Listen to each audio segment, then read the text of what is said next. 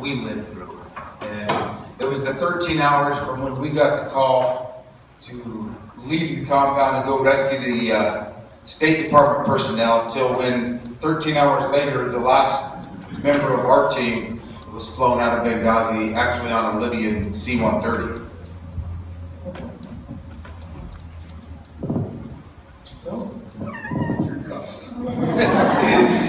As you can tell, Tig he's the quiet one. Ouais, dans le temps,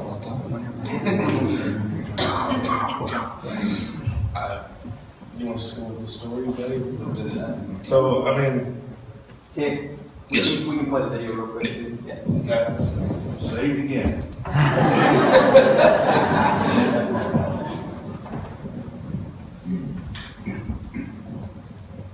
Benghazi is under attack. If you do not get your son, We're all gonna die. Benghazi is one of the most dangerous places in the world. State's under attack. Let's go, we gotta go! We were in the fight when the attack happened that night. none of you have to go. We are the only help they have. Faith means quite a bit. To me, it's just something that kind of guides you. God and the service kind of go hand in hand. You're doing something honorable that's above, yourself. Coming in more property! I've always had that strong relationship with God, and that's what's always gotten me through life. He was taking care of us, he was watching out for us, and he got us out of some situations. Whenever bullets start to fly, I always feel protected. As long as I'm doing the right thing, God will take care of me.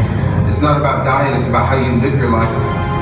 Up here in the middle of all this, thinking about my girls, man.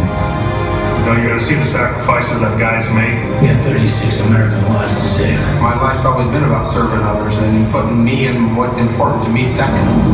On the roof, don't leave me! Faith teaches you how to live with courage, how to live with honor, give you something to strive for. To me, that's the American spirit. 13 hours on Michael B. film, rated R.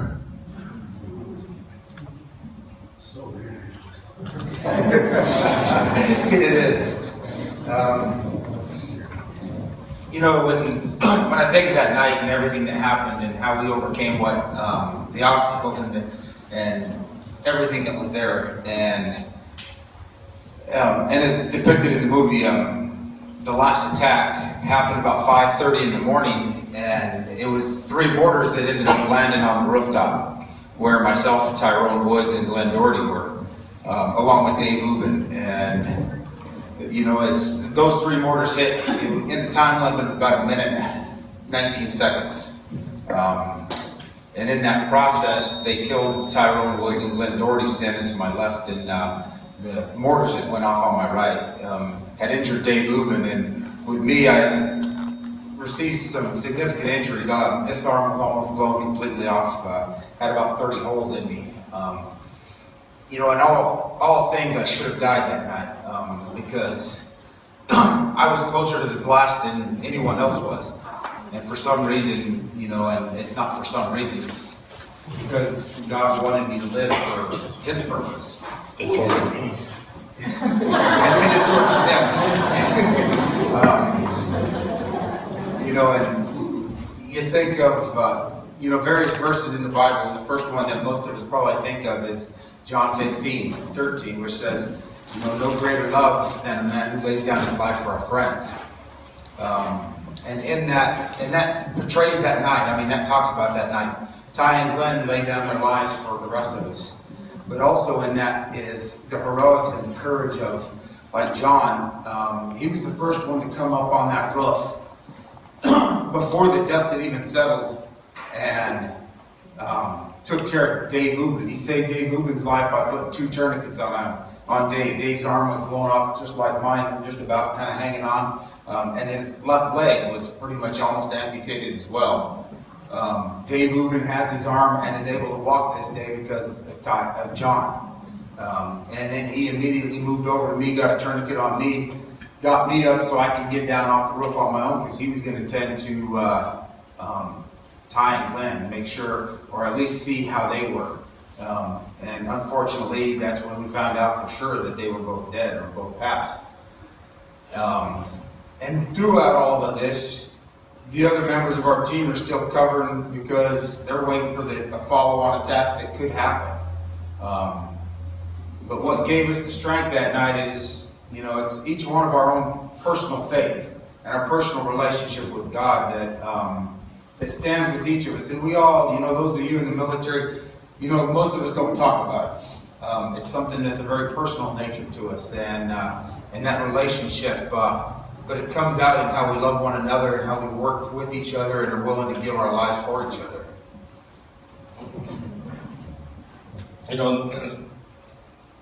For some reason, we all just happened to be there, the right guys and the right timing, and nobody else. I was the only one that actually had been over and actually walked through the consulate. It was on my third trip, and being over at the consulate searching for the ambassador, when Rome got lost. I already had a mental picture of the whole layout, even though you couldn't see. I was just kind of going completely blind, and I had to play Marco Polo kind of with Rome to get him out. And, it's just one of those things. The faith just collided really well that night, even though it didn't end all that well. But there's so many things that could have went wrong but didn't. It's just weird. And as you said, we lost 4 Americans that night, and it was tragic that we did. The positive that comes out of this is that there was over 24 other people that could have or would have gotten killed that night. And the actions of our team and the decisions that we made that night and took, had we not done that. And we talk, and the movie portrays it very well, and we've all heard in the media the stand-down order that never happened. We're not sure what stand-down order they're talking about that never happened, but we were told, Tig was told specifically to stand down, to not go.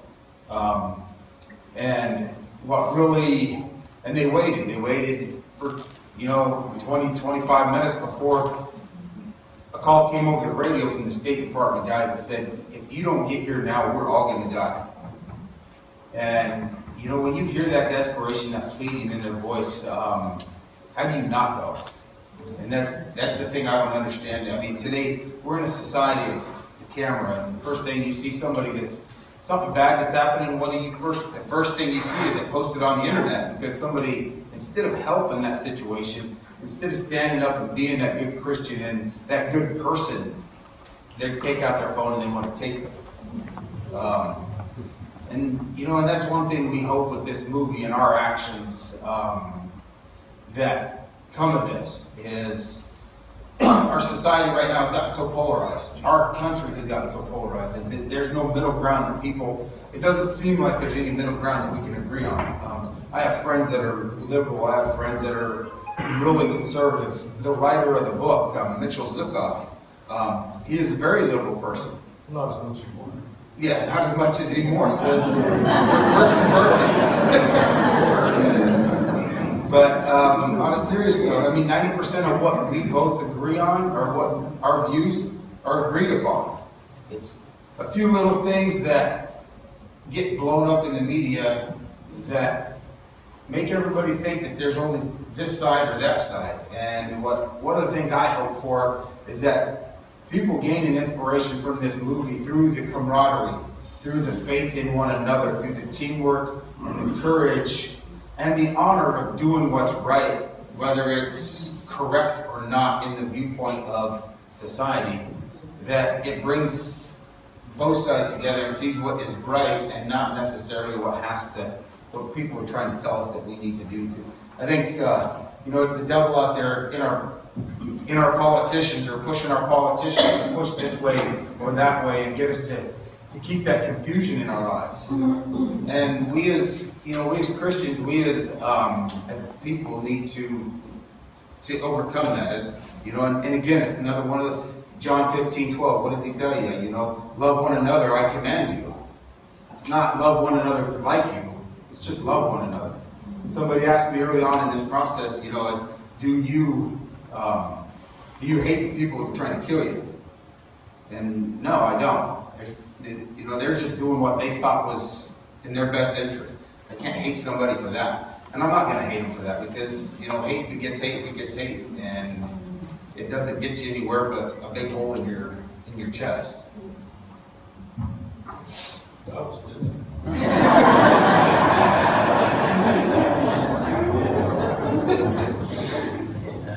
Don't say that. Oh, no. Tell us a little bit about when you became Christian. How that works with you.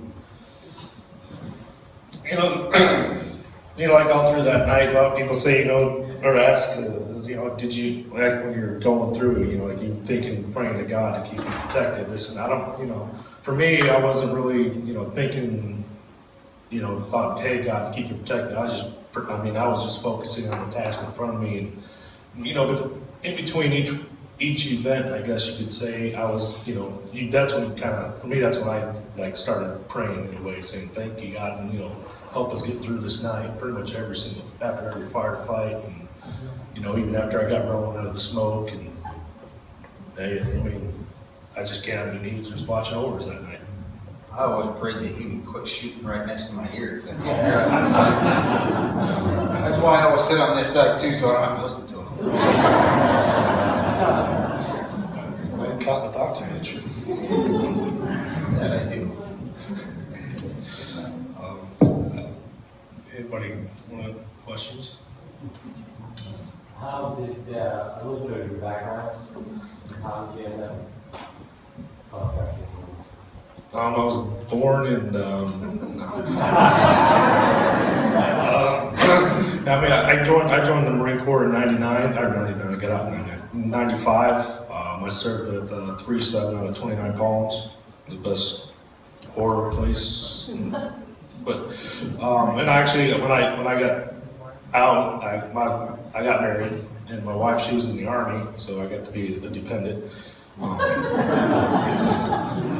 I tried to, do the lazy thing, but I couldn't, and so I went and actually got a job in HVAC. So I started doing HVAC, which is heating and air conditioning. Did that for a couple of years, and my wife, she went overseas to Kuwait, and she found out about the contractor thing. So when she came back, we both signed up and we went back as contractors. We were both contractors pretty much from 2003. Well, she was from 2003 to about 2007-ish, and I pretty much stayed on and up, and actually even after Benghazi, I went and deployed 2 more times, and so I did it for about 10 years. Had a lot of fun.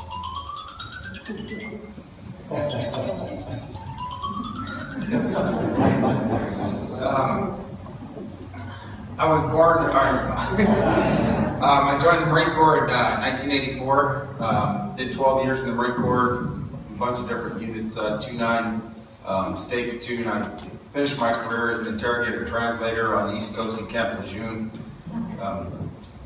Spent, a lot of time, my second language, I went to school to, the Marine Corps sent me to school to learn a foreign language, and it was Persian Farsi, so the Middle East is a good place for me to have been, I guess.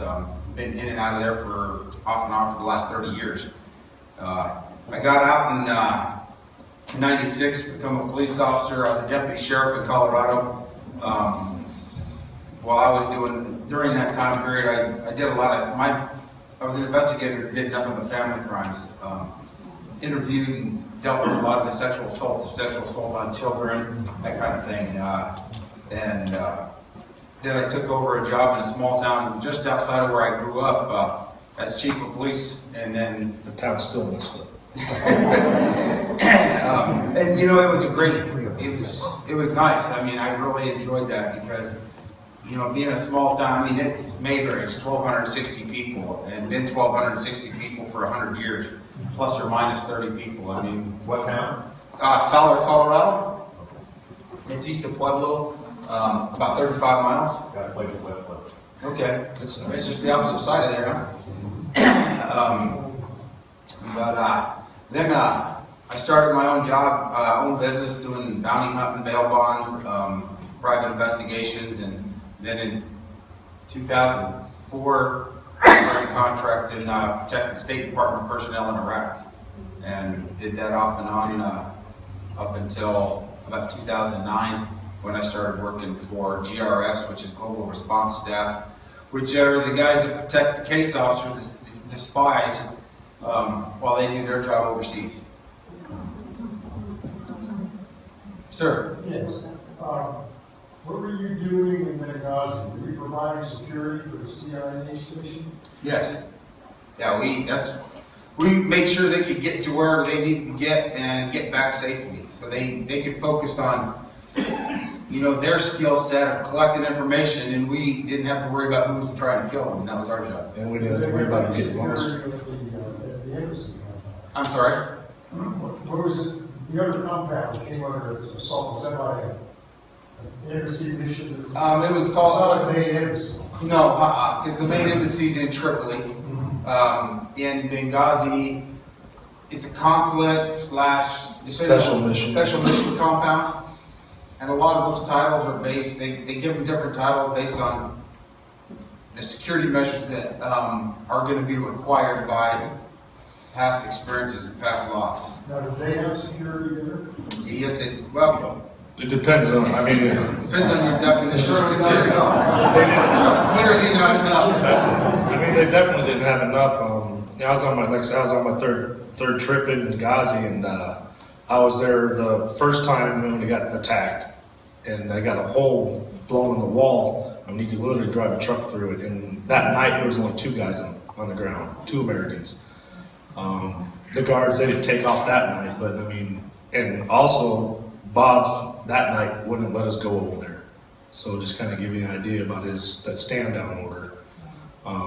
But they were always requesting for more security, constantly from 2011 all the way up to 9/11. And why it kept getting denied, I think Land's the only one that can really truly tell us. Awesome. Excuse me. Folks here may not be able to read the words that are on the shirt that both of you are wearing. I was impressed when you shared with me about that work. Would you please tell us about what you started? After Benghazi,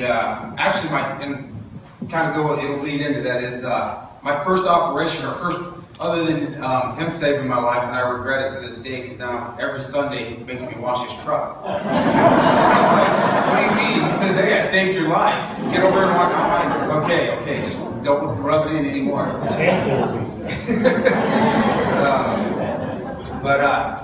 I was flown into Tripoli, and the first hospital I went to was a Libyan hospital with Libyan doctors. And they're the ones who really saved both mine and Dave Luca's life again.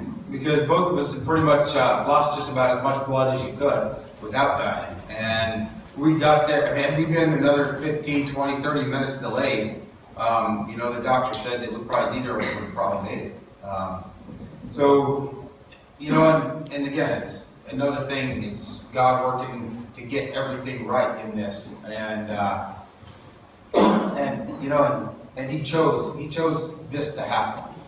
And he chose this to happen, and for whatever reason, and it's our job or my job now to look at what he wants me to do, and which has kind of led me to what we have, and it's called Shadow Warriors Project. It's one of the things. It's a mission for me and my wife and for John, because as contractors, there's never been a support element for them. There's the military, as we all know that have been in there.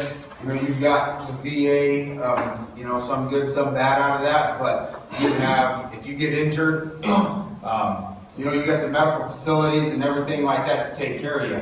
As a contractor, you carry workman's comp insurance. It's by law. Yeah, exactly. That is the best reaction there is to that, because anybody who's ever been on workman's comp knows how wonderful it is. Especially if you're overseas. Right. Work overseas. Well, the law was actually written in the 40s, in the middle of World War II, because there were so many contractors then. And if guys got injured, there was no element then to take care of them. So, okay, let's require them to have workman's comp insurance, just like if you work here in the States, you have to have your business or the business you work for provides that. But the problem is there's nothing there for the families. I got injured, went to that hospital that afternoon on that 12th. I got flown to Germany. In Germany, I had another operation. I got hit in the neck. I had a piece of shrapnel about 1 millimeter from my carotid. I've got 3 pieces in my chest. Another one got pretty close to my femoral artery. I had about 30 holes up in me from just, most of it wasn't really bleeding that bad. So, it wasn't, most of them weren't life-threatening. But I got to Germany, had my second operation. I was there for, I think, 4 days, 4 to 6 days before my blood levels got to where they felt comfortable shipping me home. And they shipped me home, and then I was, luckily for me, what they basically did is they re-enlisted me back into the service for my medical care. Okay, and they did that, and I thank them for that. It wasn't altruistic why they did that. Part of it is because then they could put me in Walter Reed up on the Wounded Warriors wing, and the media can't get to you. I mean, you can't get up there. And I was glad that happened, because at that time I didn't care about what was going on in the media, who was saying what. I was just worried about, one, getting well, because I wanted to get back into working, and hopefully we could get my hand fixed where I could, and seeing my family. So through that process, what we did find, though, is for my wife, at the time, my oldest daughter was 15, my youngest was 8 months, February. She was born in February, so 8 months old. And John, too, he had twins that were 2 weeks older than my baby girl. But there's no support for them. And as a contractor, the day I left Libya, my pay stops. So I'm no longer getting paid. And they say they re-enlisted me for my medical care, and that was very specific to just for medical care. I didn't get paid. No. So now I've got to fill out workman's comp paperwork. Yes, sir. Yes. Yeah. Do you have any ideas why I have an idea, why they hire private contractors rather than just bring in some Marines to guard them? Well, the biggest thing for Cheaper? Yeah. well, actually it is cheaper, but it also, it doesn't burden the military. It also gives the agency or the government more flexibility to utilize the guys that want to truly use them. Because the military guys, they have to go through their chain of command. So that's just another pretty much, I guess, red tape you have to go through for you go on a mission with the case officers or with the diplomats, or so.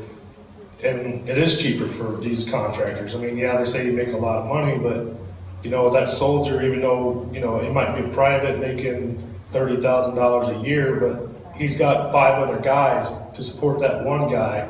So that just went, now you got 6 times 30,000. So it is cheaper to have contractors. And that's why they have us with the workman's comp and things like that is, and to get back to Shadow Warriors, what we did is we found that we saw where there was no support for the family or for the contractor himself. And what we did is we started a nonprofit, and it's called Shadow Warriors Project. The website's shadowwarriorsproject.org. And it's another way for us to continue serving, to help our brothers, to serve our brothers. So I don't want anybody else to have to deal with what my wife had to deal with. Even, when Glenn got killed, he didn't have a wife or a kid. So the DBA didn't pay out his death benefits to his family, and they actually had to find a way to bury him because they had to pay for it themselves. And it's just that stuff right there, stuff like that, where if that happens, we can just say, here's like a $10,000 credit card, go and bury it, don't worry about it. But luckily, actually, the Navy SEAL Foundation stepped up and paid for his funeral, which was really awesome. Since 2001, there's been between 3,500 and 5,000 contractors killed, and over 30,000 have been wounded. And a lot of people don't know that, and they don't really know the true numbers because they didn't really start keeping track until like 2010. So a lot of guys just got lost, and also almost all the contractors out there are vets. 99% of them are vets. And, you know, these guys, when they come back, they also need that medical help. They need, you know, PTS help. And, you know, sometimes, you know, workman's comp, they don't cover it because they'll come back and just say, oh, there's no way to prove that you got it from over there. You know, you could have got it from going out to the bar or something. And they do that. An example of a guy that we've worked with was in Beirut, and he started having some severe chest pains. He goes to the embassy to talk to the doctor that's there. They got a PA. And the doctor says, hey, you're a contractor. We can't see you here. You're not a full-time employee.